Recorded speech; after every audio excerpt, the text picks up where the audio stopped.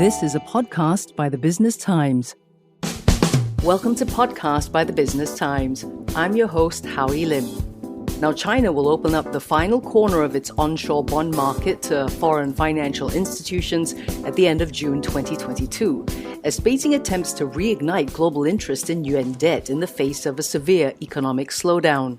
The move comes after global investors dumped a record $35 billion worth of yuan-denominated bonds in the first 4 months of the year as COVID-19 lockdowns have pummeled the country's currency, pushing the yuan down by more than 5% against the dollar in 2022.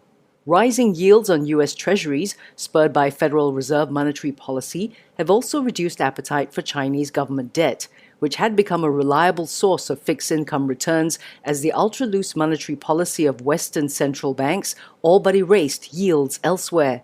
We're speaking to Wilfred Wee, Portfolio Manager, Fixed Income at 91 today for more insights.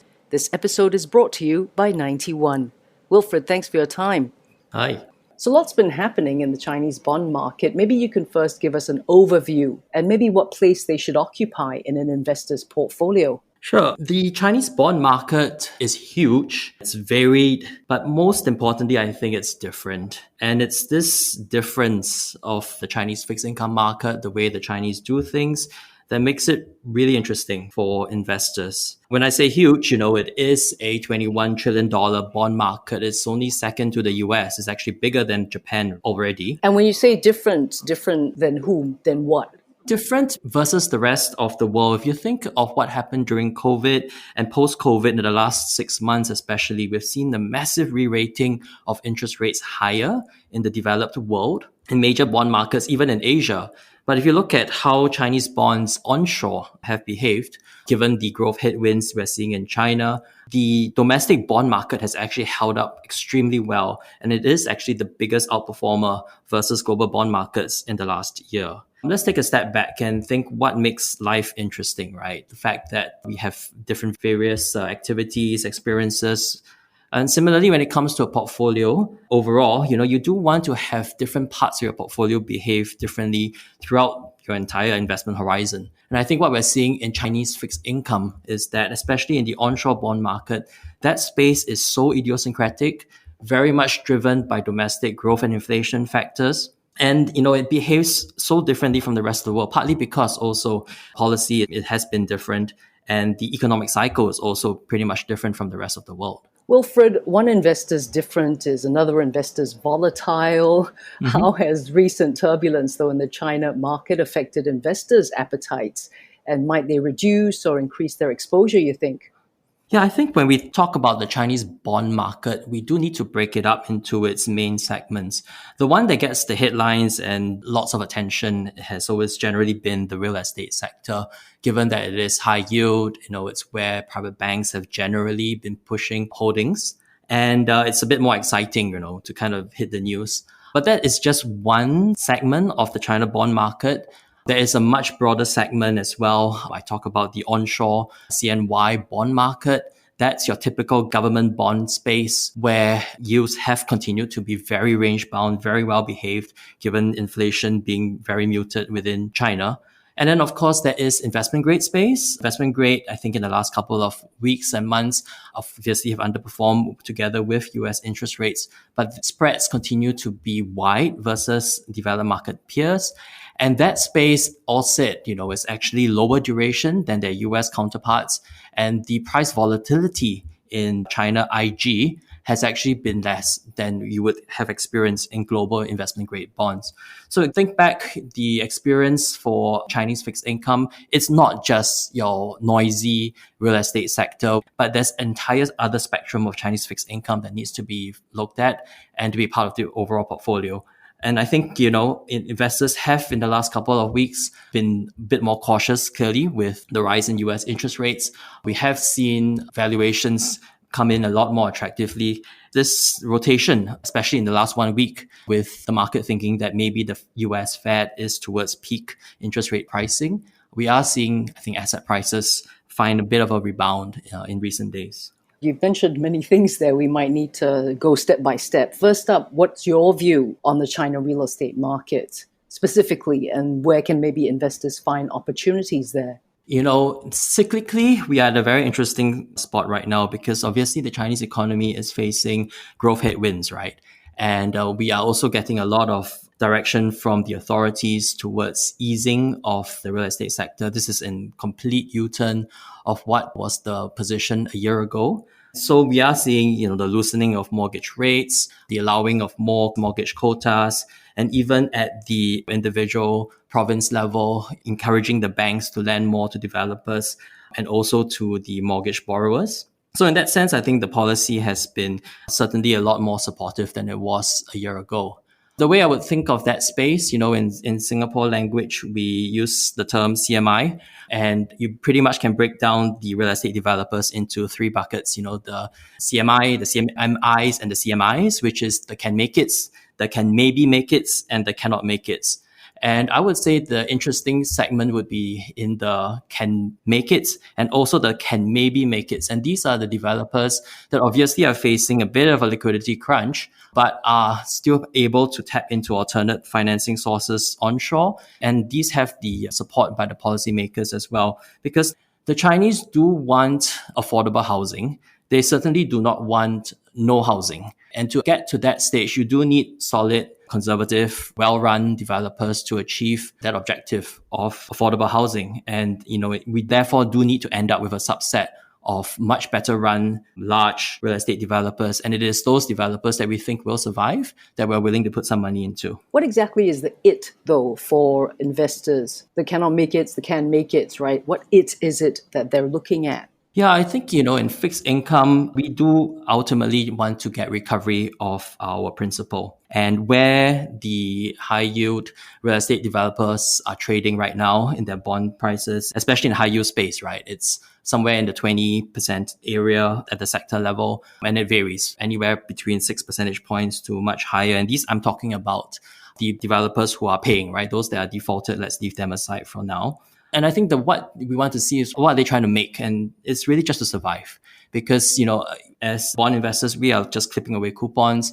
We want to make sure that we don't get hit by the downside. And really it is to just make it through this cycle so that we get our full principal back and be able to enjoy those anywhere between 6 and 20% plus yields. So would you say then it's a good time to invest in Chinese bonds? Which areas? Because you mentioned quite a few earlier. Government bonds versus corporate, the investment grade, the high yield, etc. Yes, indeed. I think, again, let's take a step back and say, let's compare the onshore CNY bond opportunity versus the offshore US dollar bond opportunity. Let's look at investment grade, let's look at high yield and put it all together. I think at this stage, the rate space, clearly with the US having raised interest rates, US Treasury yields are higher than Chinese government bond yields onshore. And in that sense, the long end of China, however, still continues to trade with a yield pickup versus long end US Treasuries. In the long term, there are very structural reasons to expect Chinese government bond yields in the long end to come down, given aging demographics. Still, the inflationary pressures in the US will pressure US yields to go a bit higher. But the deflationary factors within various sectors and within China as well, the excess capacity, etc., continues to be positive, I think, for long end onshore China bond yields. If I think of high yield, pick your spots. Don't need to be a hero and go for the CMIs and the CMMIs. Right now, given yields and given the policy direction we talked about earlier, it becomes very interesting to have a diversified basket, some exposure to that space to be able to get that upside. And I think, in investment grade offshore China, that's the space that it has already repriced very significantly in the last 6 months. We already are seeing a basing of prices and yields seem to have topped, at least in the short term. I think importantly, we also have seen policy turn a little bit more friendly towards key sectors like technology. And in that sense, all that fear the investors had about the tech sector has somewhat abated. And for fixed income, again, we are just trying to pick survivors, pick winners, those who can make it through the cycle. And where they have repriced much wider than investment grade developed market peers, that space is really interesting. We're speaking to Wilfred Wee, Portfolio Manager, Fixed Income. This episode is brought to you by 91. Find us on Apple, Spotify, Google Podcasts, or via the Google Voice Assistant and Amazon Alexa-enabled devices.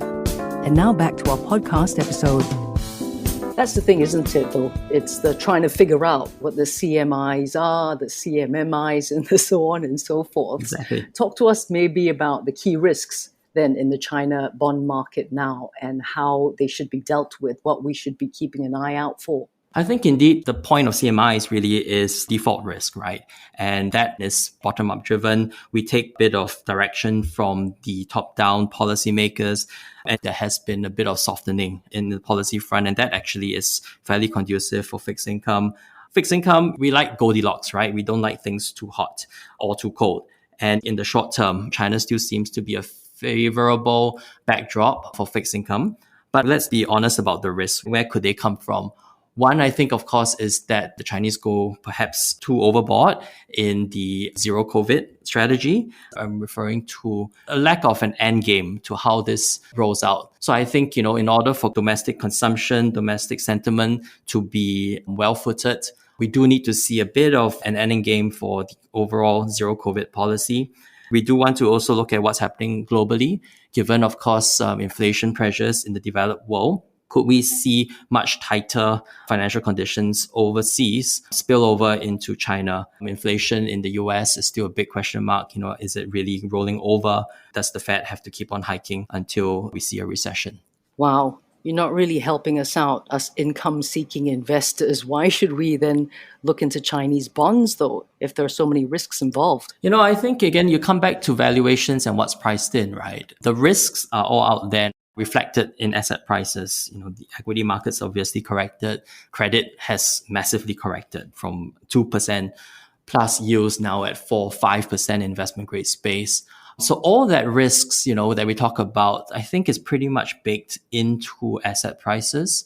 And you pick your spots. And for fixed income, let's just go back to the narrative. What are we trying to get out of it? We are trying to get certainty of return of principal. And where China is right now in terms of the easing cycle, and also given where assets have already repriced and are pricing in considerable risks, we are duly paid to be involved. But again, going back to the earlier point, let's think of China as part of your overall portfolio.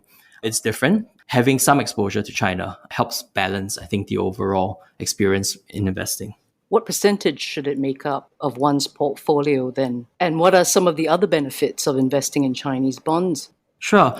Let's just think simply, right? We can throw out numbers like how the Chinese economy is second largest, maybe even the largest. The second largest in financial markets, in bond space. We could even conceive a world where at some point, Chinese allocation versus the US dollar, pure US equity bond mix becomes even on par. I think that's somewhere that we can even think about in time to come.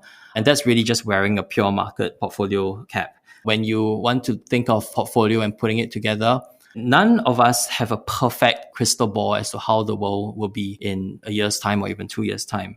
But what we can try to look for within investments is for different assets and different non-correlated, differently behaving assets, so that when some part of our portfolio is down, we have something that goes up. And something that goes up, at least we have some offset again when the other part goes down as well. Having this balanced, different portfolio actually helps your overall experience. Chinese way of doing things is different. The way it reacted during COVID and even today, the economic cycle is different. And it's that aspect of China that makes it really interesting. The other benefits, of course, you don't just put money into something that's different, right? It needs to give you joy. It needs to spark joy. And, if you look through... Well, money sparks joy, right? Earning it. Well, yeah, it has to earn it, but it also needs to have a bit of a positive return, positive risk premium without too much volatility, too much risk, right? And again, if you just go back to how Chinese fixed income has delivered, fairly good risk-adjusted returns, right? We use words like Sharpe ratios, information ratios. Those numbers are actually very much in favor of China. And again, why, right? The way Chinese financial system is made up of, it's pretty much a lender's market, right? The banks play a big role. You just want to be able to lend to strong entities and get your money back. You probably want to be much more a lender in the China financial market than necessarily a massive capital owner per se. When you think of Chinese fixed income, don't just fixate over the part that gets the headlines, but look at the broader picture, look at the meat of China bonds, and then consider actually that it's a huge investment grade like fairly low vol proposition and treat the asset for what it is, aside from the headlines. And all sit within global bonds, you could even say that it is one, I wouldn't say what's safer, but maybe lesser vol, perhaps even more boring aspect of global fixed income. And for that matter, it actually is what you expect from bonds. Wilfred, thank you so much for spending time with us today. My pleasure. Thank you. Wilfred Wee, Portfolio Manager, Fixed Income at 91. This episode is brought to you by 91. That was a podcast by the Business Times. Send your feedback to podcast@sph.com.sg. Find us on Apple, Spotify, Google Podcasts, or via the Google Voice Assistant and Amazon Alexa-enabled devices. For more podcasts by the Straits Times, the Business Times, and Money FM 89.3, you can also download the Audio by SPH app. That's AWEDIO. Do note, all analyses, opinions, recommendations, and other information in this podcast are for your general information only. You should not rely on them in making any decision. Please consult a fully qualified financial advisor or professional expert for independent advice and verification. To the fullest extent permitted by law, SPH Media shall not be liable for any loss arising from the use of or reliance on any analyses, opinions, recommendations, and other information in this podcast. SPH Media accepts no responsibility or liability whatsoever that may result or arise from the products, services, or information of any third parties.